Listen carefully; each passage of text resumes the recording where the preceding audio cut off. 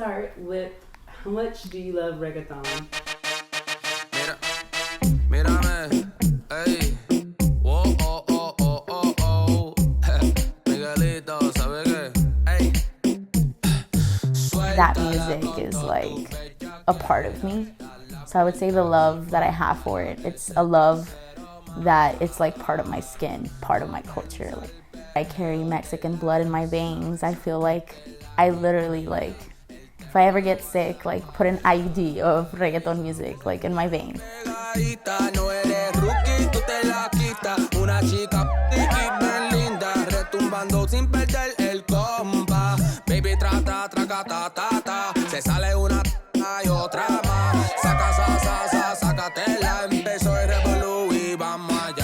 When I was little, I was the little girl bringing everyone together, being like the life of the party, being very full of life and joy, even though my life was the complete opposite.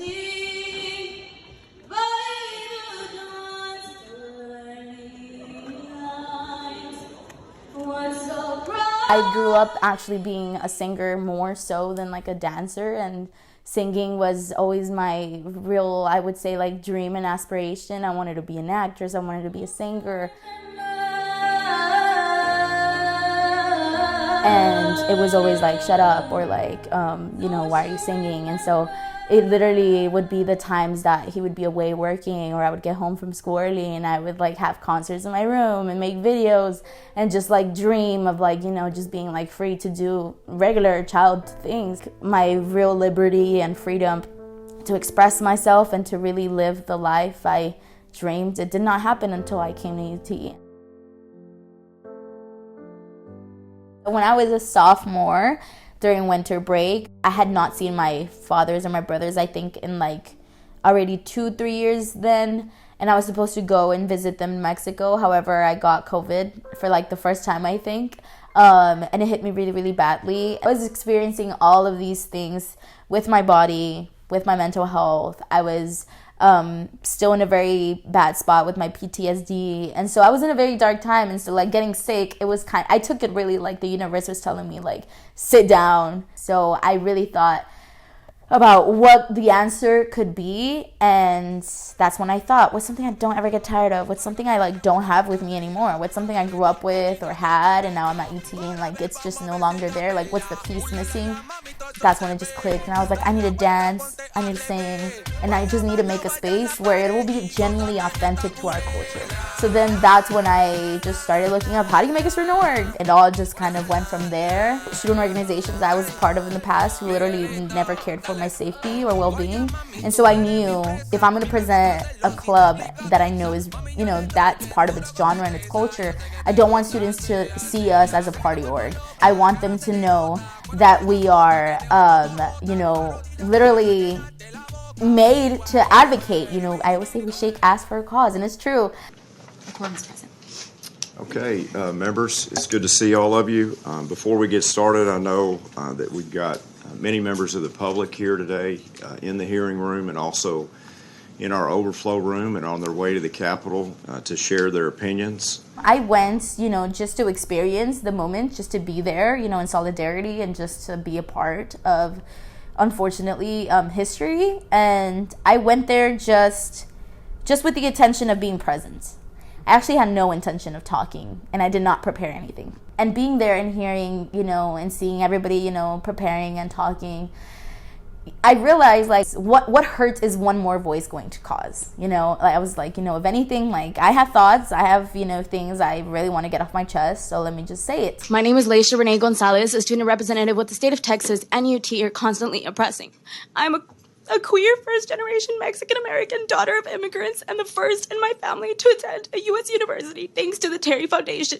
I'm from Laredo, Texas. I remember you see in the video, there's this woman, she comes behind me and she puts her arm on my chest. And when I swear I felt like it was like God just like holding me. And it was like, oh, okay, I'm in a space of community. Our dreams continues to place locks on the doors. At UT, I have tirelessly supported students as an orientation advisor, minority women mentor, plan to mentor, founder of a reggaeton dance club, as a Terry scholar, as a spring 2024 Friar inductee, which I want because of merit, not just because I am a woman of color.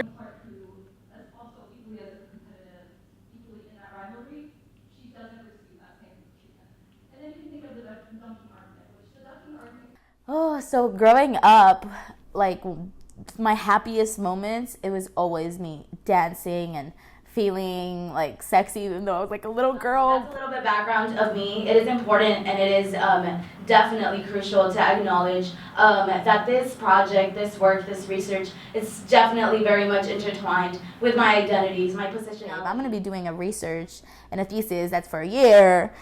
What am I going to do that I will never get tired of talking about? What is something that I'm genuinely passionate about? Even though I'm pre-law and I'm very passionate about so many big issues in our world, I knew that I wanted to be, you know, using something that was very meaningful to me and I knew I held power in doing, but it wouldn't take energy out of me.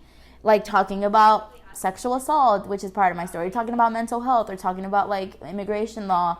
I could have very much done something more quote unquote academic. So that's when I realized like, oh, I have something in my hands that's very unique.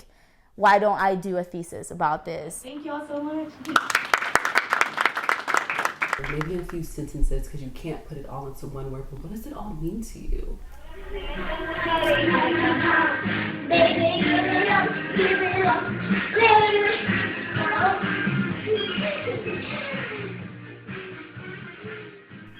If tears could speak and be words, like that's all I can say.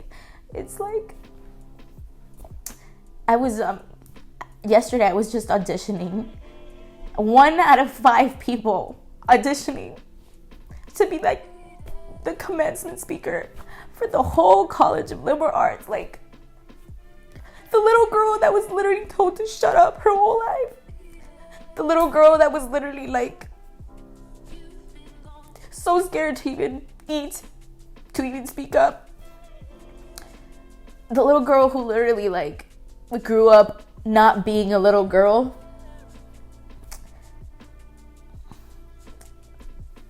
She sacrificed literally her childhood, her family, her peace, her mental health, all for literally just a vision, like a dream. Like I'm literally living what I always wanted. And so for me, like, this all means like not even the world, like the whole galaxy to me, because like what people can say they're proud of you, but like the fact that I know damn well that I'm like the proudest person ever of myself, because it's not me that I'm hugging, it's like the little girl, and the little girl who literally like I'm literally working and so close to getting everything I never had. And it's such a beautiful healing feeling to know that one moment I wanted to like not even breathe anymore, and one moment I never stepped foot out, didn't go to class for like 3 months. I didn't even like my body. I didn't even want to think of a family. I didn't even want to think about the next day, and then here I am, like still going, and I know I'm not done, and it's like such a beautiful feeling to be here, like, you know, with these cameras like in my face, and to have someone like curious about that life. Like it literally just proves how like I was just born to be where I am today. And so I can't wait for like what's to come.